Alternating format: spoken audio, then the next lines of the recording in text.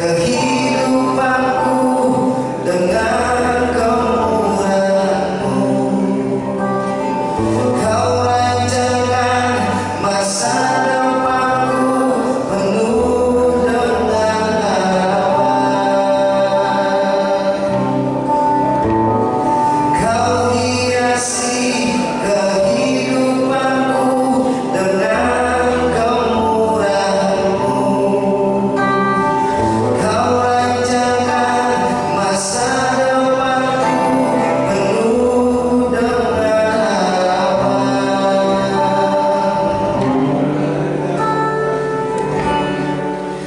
Aku ada saat ini, semuanya karena kasih-Mu.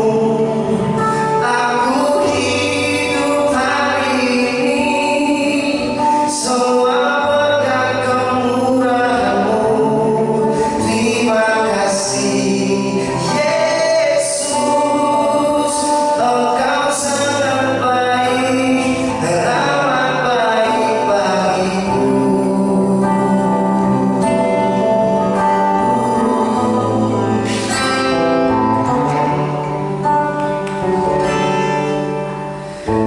Kau hiasi kehidupanku dengan kemurahan-Mu. Kau rancangan masa depanku penuh dengan harapan. Aku ada saat ini, semuanya karena kasih-Mu. Aku hidup hari ini, semua berkat kemurahan-Mu. Terima kasih Yesus, Engkau sangat baik, teramat baik. Aku ada saat ini, semuanya karena kasih-Mu. Aku hidup hari ini, semua berkat kemurahan-Mu.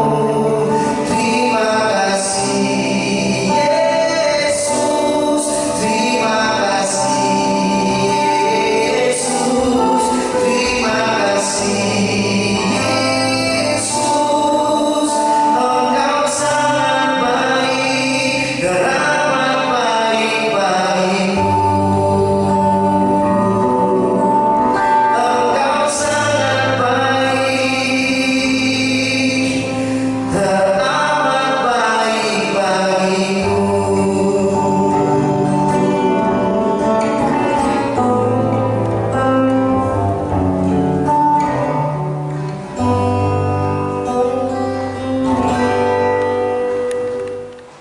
Oke, kembali lagi bersama dengan kami dalam acara talkshow Berita COVID-19. Kita akan melanjutkan dari sisi yang tadi telah kita lakukan. Mungkin kita lihat dari sisi hukum, dari karena tadi kita sudah dengar dari sisi kesehatan, dari hijau bagaimana melihat COVID-19 dan juga dari pemulihan publik. Nah, terkait dengan ini sendiri pun ternyata dari sisi hukum banyak juga orang yang menyebarkan berita-berita yang tidak benar atau yang sangat jauh berbuat yang tidak sesuai dengan kenyataan yang terjadi. Nah, mungkin dari kita bisa mendengarkan dari sisi hukum sebenarnya definisi hoax itu seperti apa, kemudian ciri-ciri hoax ini seperti apa, supaya kita bisa sebagai pemuda-pemudi bisa mengantisipasi dalam menyebarkan berita terkait hal ini, karena ini merupakan satu ketakutan bagi semua orang. Jadi ketika mendengar satu berita yang tidak berita tentang COVID-19 ini, orang menjadi takut dan ketakutan tersendiri lah untuk orang-orang semua orang. Mungkin bisa dijelaskan dari sisi hukum apa hoax dan ciri-cirinya. Iya, terima kasih saudari moderator atas pertanyaannya. Sebelum menjawab esensi daripada pertanyaan tadi, pertama-tama pada kesempatan ini saya mau menyampaikan bahwa saya sangat-sangat mengapresiasi atas terlaksananya kegiatan ini yang menurut hemat saya sangat bernilai edukatif. Yang mana kegiatan ini boleh dilaksanakan pada masa pandemi COVID-19 saat ini. Kemudian terkait dengan esensi pertanyaan tadi, sebenarnya hoax itu apa? Baik, menurut Kamus Besar Bahasa Indonesia, terminologi daripada hoax itu sendiri adalah berita bohong atau berita yang tidak bersumber, atau dapat dikatakan bahwasanya hoax adalah serangkaian informasi bohong yang sengaja disesatkan namun dijual dengan kebenaran. Terkait dengan ciri-ciri daripada hoax ini, yang pertama itu ciri-cirinya itu yang pertama berisi pesan yang tidak ada sumbernya. Kemudian biasanya pesan daripada hoax ini membuat daripada si pembaca merasa resah atau gelisah. Kemudian yang ketiga, di bagian akhir daripada pesan hoax ini biasanya itu ada himbauan daripada penyebar hoax yang pertama untuk pembaca berita hoax tersebut untuk menyebarkan ke forum yang lebih luas. Nah, yang keempat itu seperti yang saya katakan tadi, biasanya identitas pembuat atau pertama kali menyebarkan hoax ini tidak dikenali. Sekian dari saya. Oke, berarti hoax itu sendiri termasuk berita bohong yang disampaikan oleh seseorang untuk orang lain gitu. Jadi itu tidak bisa dipercaya ya dari sisi hukum. Nah, mungkin karena ini termasuk berita bohong dan kebohongan ini kan termasuk satu bisa dibilang pidana atau itu gimana? Tindak pidana. Tindak pidana. Jadi kalau misalnya kita menyebarkan berita hoax ini pun kita bisa ada kaitannya dengan sisi hukum. Ya. Mungkin boleh dijelaskan kalau misalnya berita hoax ini kita sebarkan ke orang lain dan orang lain menjadi takut dengan berita itu, konsekuensi apa yang akan kita dapat begitu? Oke, baik. Terkait dengan istilah hoax, saya mau jelaskan dulu. Terkait dengan istilah hoax, berdasarkan perundangan yang berlaku di Indonesia, kita mengenal yang namanya istilah hoax. Namun terkait dengan perbuatan hoax ini, itu yang dilarang. Nah, perbuatan hoax atau perbuatan penyebaran berita bohong ini diatur di dalam Undang-Undang Nomor, ada 20 undang-undangan yang digunakan untuk menjerat pelaku penyebaran hoax ini. Yang pertama itu Undang-Undang Nomor 1 Tahun 1946 tentang Kitab Undang-Undang Hukum Pidana. Kemudian yang kedua bisa menggunakan Undang-Undang ITE, Undang-Undang Nomor 11 Tahun 2008 tentang informasi dan transaksi elektronik yang sebagaimana dirubah oleh Undang-Undang Nomor 19 Tahun 2016 tentang perubahan daripada Undang-Undang 11 Tahun 2008. Nah, terkait dengan apabila penyebaran berita hoax ini digunakan adalah sarana yang digunakan adalah media sosial, dalam hal ini Facebook, WhatsApp maupun lain sebagainya, maka berdasarkan peraturan undang-undang yang seperti saya jelaskan tadi, maka yang digunakan adalah Undang-Undang ITE. Karena di dalam hukum pidana itu ada berlaku asas lex specialis derogat legi generale, yang artinya ketentuan khusus mengesampingkan ketentuan umum. Seperti yang saya jelaskan tadi bahwa di dalam ada undang-undang yang bisa digunakan KUHP maupun undang-undang ITE, tetapi karena sarana yang digunakan adalah media sosial, maka digunakan adalah undang-undang ITE. Nah, konsekuensi hukumnya diatur di dalam pasal 28 ayat 1. Pasal 28 ayat 1 itu mengatur tentang barang siapa dengan sengaja dan tanpa hak menyebarkan berita bohong dan sesat sehingga menimbulkan kerugian kepada konsumen dalam transaksi elektronik. Kemudian diatur, dia punya konsekuensi yuridisnya diatur dalam pasal 45 ayat A, yaitu pidana penjara 6 tahun dan denda 1 miliar. Ada kata dan di sini, berarti dua-dua digunakan secara bersamaan. Bisa pidana pokok maupun pidana penjara maupun pidana denda. Berarti lebih baik kata hoax ini ya, berita yang kita sebarkan ke orang lain yang termasuk berita bohong ternyata termasuk tindak pidana yang tidak sengaja kita lakukan bagi orang lain, dan itu bisa merugikan diri kita sendiri. Kita akan mendapatkan 2 hukuman yang tadi, dipenjarakan dan juga denda sesuai dengan hukum yang berlaku. Berarti bagi teman-teman untuk menanggapi hal ini jangan pernah mencoba-coba untuk menyebarkan berita hoax, karena ini sangat penting dan sangat ditakuti oleh semua orang. Ketika kita pernah ditakuti dengan berita hoax, kita sendiri yang akan dirugikan oleh berita yang kita sebarkan. Nah, mungkin masih lanjut lagi terkait dengan berita hoax ini, kita bagaimana melihat, kalau tadi kan kita lihat secara luas Indonesia, gitu. Mungkin kita akan lebih spesifikkan lagi, kita lihat bagaimana di Kota Ambon. Konten-konten hoax apa saja yang mungkin tersebar di Kota Ambon konten-konten yang terkait dengan pandemi COVID-19 ini mungkin menurut Iya, terkait dengan konten-konten yang selama ini beredar yang isinya hoax, menurut penelusuran saya, yang pertama itu sudah Bapak Ibu boleh ingat kasus pada bulan Januari.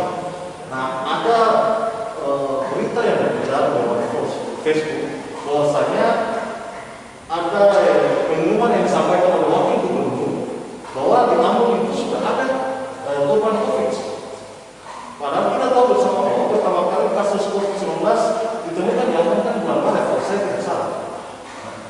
Jadi bisa dikatakan bahwa pemerintahan pada bulan Januari itu termasuk hoax. Dan sepanjang penelusuran saya, orang yang diduga melakukan penyebaran dalam berita hoax ada 2 orang sudah ditangkap. Dan proses berdasarkan penelusuran itu yang berlaku di Indonesia. Kalau tidak salah masih kalau tidak di pihak kepolisian berarti sudah naik ke pemeriksaan. Kemudian itu yang pertama, yang kedua, Bapak Ibu pernah dengar video yang berdurasi kurang lebih 12 detik yang baik yang mengatakan bahwa bla bla bla segera minum atau makan telur. Nah, kalau kita menyikapi kalau kita sedikit banyak tahu teknologi, kita bisa dari kontennya saja kita bisa tahu bahwa itu isinya itu ini. Kemudian yang berikut ada pemberitaan lokal yang mengatakan bahwasanya salah satu pasien PDP di rumah sakit Bentara pada bulan Maret itu meninggal dunia. Nah, ketika ketua harian tim khusus dengan percepatan penanganan COVID-19 itu melihat di RSUD pada pasien tersebut masih dirawat dan perhitungan sepengetahuan saya masih beliau sampai saat ini. Kemudian ada lagi yang beredar bahwa tanggal 19 Mei yang kemarin sudah lewat, bahwasanya akan dilaksanakan PSBB. Kalau sampai sekarang itu belum, itu harus melakukan pembagian segala macam. Dan sepengetahuan saya belum sampai sekarang harus dikirimkan lagi ke pusat Kementerian Agama. Nah, kemudian bahkan terjadi di lingkungan kita sendiri. Kemarin kalau saya tidak salah, ada yang meninggal kayak stasiun. Bahkan beredar di media sosial mengatakan bahwa orang yang meninggal tersebut ditolak oleh warga Halong. Jujur saya juga termasuk warga Halong merasa tersinggung atas pemberitaan tersebut. Tidak ada penolakan dari kami warga Halong. Mungkin ada orang tertentu yang tidak bisa jelaskan identitasnya yang menolak. Tetapi kalau bicara warga Halong berarti sudah itu yang harus diklarifikasi sebenarnya. Kemudian ada lagi yang memberikan mengenai pasar Martika maupun toko yang akan ditutup 3 hari. Sampai sekarang kan tidak. Itu termasuk dalam hoax. Dan ada masih banyak yang bisa saya sampaikan. Terima kasih Pak. Jadi ternyata sudah banyak sekali berita hoax yang tersebar di Kota Ambon ini ya terkait dengan COVID-19 ini, dan beberapa orang juga dirugikan dari berita-berita yang disebarkan ini. Berikutnya mungkin kita akan lanjut dulu ke sisi medis kembali. Kita akan melihat kira-kira mungkin dari menurut dokter gitu, bagaimana atau apa yang bisa kita lakukan untuk kita bisa mengantisipasi atau mencegah penyakit COVID-19 ini. Ya, kalau bicara tentang pencegahan, berarti kita ingat dulu tentang penularan. Penularan tadi sudah dijelaskan lewat pencegahan data, atau misalnya kita menyentuh benda-benda yang sudah terkontaminasi. Berarti pencegahannya bisa dilakukan yang pertama, pakai masker. Masker yang disarankan itu jadi sederhana ya, yang kita pakai dari tenaga medis menggunakan masker medis, kemudian masyarakat boleh menggunakan masker kain. Itu sudah sangat efektif untuk sebagai bentuk pencegahan terhadap penyebaran infeksi virus COVID-19. Kemudian rajin cuci tangan.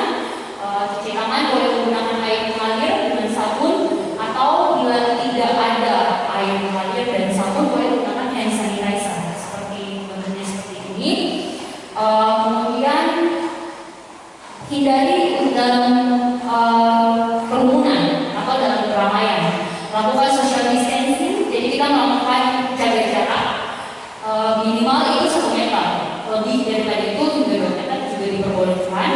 Kemudian Kemudian bila ada keluarga atau misalnya kita kontak dengan pasien dengan infeksi saluran pernapasan akut seperti batuk, pilek atau nyeri kemaluan dan demam, sebaiknya itu pasiennya atau orang yang sakit menggunakan masker, kita juga menggunakan masker dan hindari untuk kontak terlalu dekat. Jadi memang harus jaga jarak.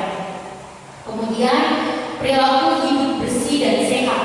Jadi kalau bersih tadi cuci tangan, kalau sehat bicara tentang asupan makanan yang kita makan.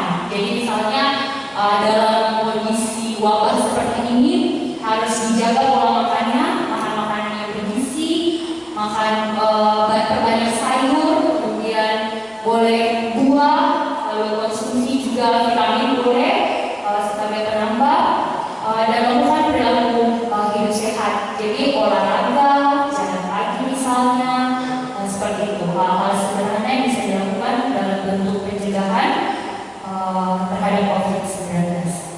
Oke, terima kasih dokter untuk beberapa tips yang bisa kita lakukan sebagai pengemudi maupun masyarakat umum untuk bisa mencegah COVID-19 ini.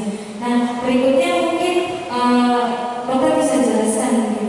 Kan biasanya terdengar ada orang yang dia hidup sudah sehat, mungkin bisa sudah memakai masker, terus melakukan mencuci tangan, terus pola makannya juga sehat, tapi dia ketika diperiksa dia ternyata punya gejala itu kira-kira seperti apa ya?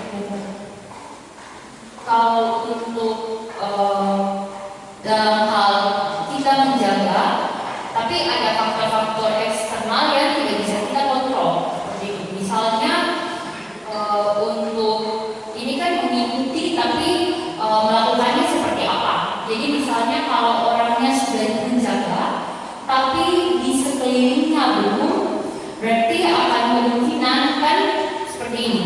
Kehidupan yang baru, maksudnya dengan pakai masker, cuci tangan pakai sabun, itu kan sebenarnya sesuatu yang baru yang sementara dalam proses untuk setiap orang beradaptasi.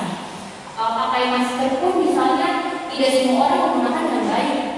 Ada yang tidak dengan posisi seperti ini ya, maskernya kebanyakan itu di tempat umum maskernya diturunkan. Jadi kebiasaan-kebiasaan itu yang harus dibentuk dengan baik. Tapi kalau misalnya kita cerita, misalnya beta sudah lakukan, tapi kok beta kena, misalnya begitu. Perhatikan lagi, apakah misalnya menerima kunjungan orang dari luar, apakah di dalam rumah itu melakukan berkerumun, seperti itu. Kemudian ketika kita dari keramaian, dari tempat umum, apakah hanya cukup dengan pakai masker dan cuci tangan pakai sabun? Jangan-jangan dari tempat umum waktu masuk ke rumah, misalnya baju tidak kita lepas di tempat yang mungkin tidak langsung kontak dengan kamar atau sofa, tempat tidur, karena kita tidak bisa menjamin virus itu ketika dia lewat percikan dahak misalnya dari orang di luar yang tidak melakukan seperti yang kita lakukan, dia bisa menempel di mana saja. Jadi ketika kita bersentuhan dengan droplet atau percikan dahak, secara tidak sadar kita membawa lalu ada satu istilah untuk protokol kebersihan ketika dari luar rumah. Kalau ini dilakukan, itu juga bisa berpeluang. Banyak orang yang mengatakan bahwa cuci tangan pakai sabun atau menggunakan masker rasanya sudah cukup.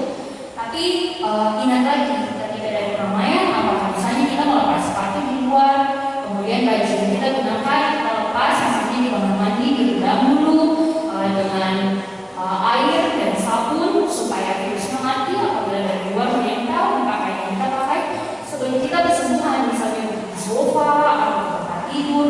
Jadi banyak hal yang harus diperhatikan. Intinya itu kuncinya perilaku hidup bersih dan sehat, tapi banyak faktor di luar sana yang tidak bisa kita kontrol. Mungkin anjuran untuk masyarakat boleh di rumah sediakan wadah yang berisi air di depan rumah, letakkan sabun. Jadi setiap orang yang mau masuk ke rumah lakukan cuci tangan menggunakan sabun. Atau kalau mau bertemu dengan orang atau keluar rumah pakai masker seperti itu supaya bukan kita saja tapi orang lain pun kita anjurkan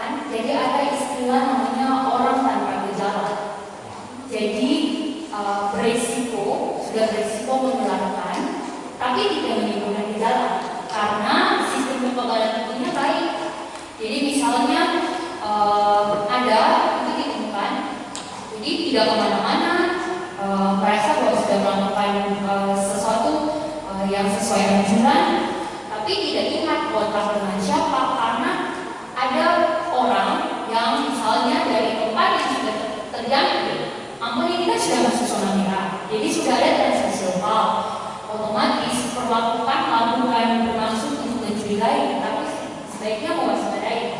Lakukanlah bahwa di sekeliling kita itu beresiko. Semua orang memiliki resiko yang sama untuk mengalami penularan virus COVID-19 atau corona. Tidak ada orang tanpa gejala. Ketika diperiksa, misalnya pemeriksaan untuk swab tenggorokannya atau pemeriksaan darah untuk melihat antibodi atau kekebalan tubuhnya, ternyata beresiko untuk menularkan, tapi tidak ada gejala. Seperti itu. Oke, dokter. Ya, mungkin bisa dilanjutkan, dokter. Kan salah satu gejala COVID-19 itu adalah mengalami demam. Nah, karena orang menjadi parno gitu. Ketika sudah demam, mungkin ini terkena penyakit ini. Mungkin dokter bisa menjelaskan bagi kami semua perbedaan demam biasa dengan demam yang akan masuk ke COVID-19 ini seperti apa, supaya ketika demam tidak langsung menjurus ke oh iya dia sudah terkena penyakit COVID-19. Ya, kalau kita cerita tentang demam, sebenarnya demam adalah respon tubuh kita untuk melawan infeksi. Itu secara normal. Jadi entah itu infeksi virus atau infeksi bakteri, bila hal itu terjadi, seseorang terpapar, kemudian kekebalan tubuhnya memberikan respon, maka salah satu tanda pertamanya adalah demam. Seperti itu. Beberapa referensi mengatakan bahwa demam yang dicurigai mengarah ke COVID itu dengan gejala penyerta. Jadi demam lebih dari atau sama dengan jadi lebih dari 38 derajat Celcius. Jadi kalau suhu normalnya kita 36,5 sampai 37,5 derajat Celcius. Kalau suhunya tinggi 38 derajat Celcius, itu pikirkan bahwa kemungkinan ada infeksi. Untuk mengatakan bahwa ini COVID atau bukan harus disertai dengan gejala dan pemeriksaan penunjang. Kalau untuk COVID, karena ini menyerang saluran pernafasan, biasanya juga diikuti atau disertai dengan batuk, kemudian pilek, nyeri menelan, bahkan bisa sesak nafas. Kalau sudah ada tanda seperti itu, maka pikirkanlah bahwa dicurigai mengarah ke infeksi akibat virus. Kalau dalam kondisi wabah atau pandemi COVID, berarti gejala-gejala tadi sudah bisa mengindikasikan ke sana. Itu pertama. Tapi harus tetap dengan pemeriksaan. Misalnya dengan melakukan pemeriksaan rapid test atau pemeriksaan cepat untuk melihat apakah tubuh sudah memproduksi antibodi atau kekebalan terhadap COVID, atau misalnya pemeriksaan swab tenggorokan untuk melihat virus itu sendiri. Itu untuk demam dan gejala penyerta. Kemudian bedakan lagi, ada kondisi di mana demam tinggi, tapi dengan gejala tambahan, misalnya bintik-bintik perdarahan pada kulit atau mimisan. Jangan lupa demam berdarah DBD juga punya keluhan yang sama. Jadi memang, tapi kita harus waspada karena Ambon sudah masuk zona merah. Jadi semua pasien demam ketika masuk di rumah sakit pasti akan di screening. Jika mengarah ke COVID, ada protokolnya, semua pasien akan diperiksa. Rapid test itu yang pertama, kemudian